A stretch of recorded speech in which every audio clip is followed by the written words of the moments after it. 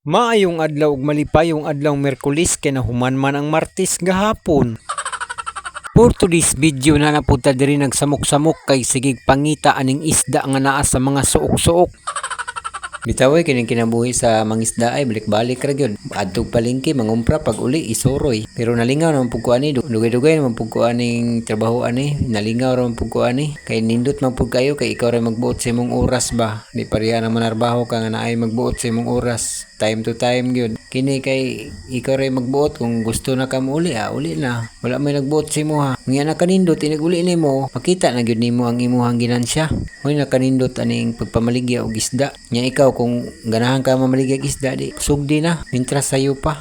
Oh, kay dali ra gyud kay ang kwarta diri sa isda. Kung gihan lang ka mamaligya ay kita dai nimo imong ginansya.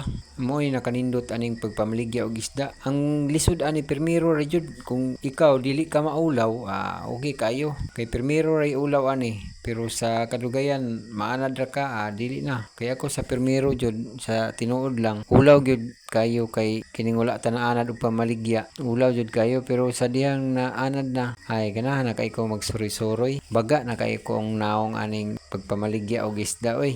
Mora gud na aning pag-vlog gud. Pabaga ay ra man pud og naong ning pag-vlog. Kay kun di ka baga og naong aning pag-vlog ay dili po ka kahimo kay maulaw man. Pero kining pagpangisda maulaw ka pero sa permiro ra jud pod. Kay nag-abot nimo ka dugayan maanad na ka og pagpamaligya, murag mangita na ka ba nga wala mo koy isda karon gusto unta ko mamaligya ana na imuhang kuan sa imuhang utok ba kanang mindset nimo gusto ka mamaligya na permanente kay dili naman ka maulaw. May nakakuan pod aning pagpamaligya og isda, nindot jud kaayo ning mamaligya og isda, malibre pa kag sudan, makakwarta pa jud ka. O unsa pa may imong gihulat, sugdi na ang pagpamaligya og isda, nindot lagi kayo ning mamaligya ta og isda, makapundar jud ka basta kini imuhang kuanon kining pukusan og pagtrabaho. Okay kay ning pagpamaligya og isda oy ako na gini na kuanan dugay-dugay na gud kuan ning pagpamaligya og isda. Nga nindot jud kayo ang pagpamaligya og isda.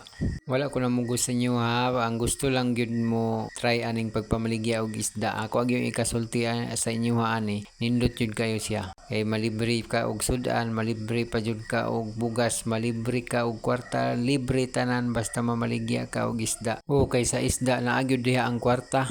O kung ikaw nga nagtan-aw karon kung gusto ka mag-isda-isda, kung ikasulti sa imuha, diri jud ka sa bagsakan mo kuha mo kumpra kay maka kuan jud ka diri makabarato ka kontra sa sulod na. Unya kay nakauli naman ko, mo ni nga time nga nanuroy na pug ko, nga nagpasalamat dai ko aning kuan ako customer nako kay nahalinan na jud ko sa kuang baligya nga isda. O tanawa dali ra kay kwarta no. Nya kay gihuman man nimo og tanaw akong video karon daghan kayong salamat.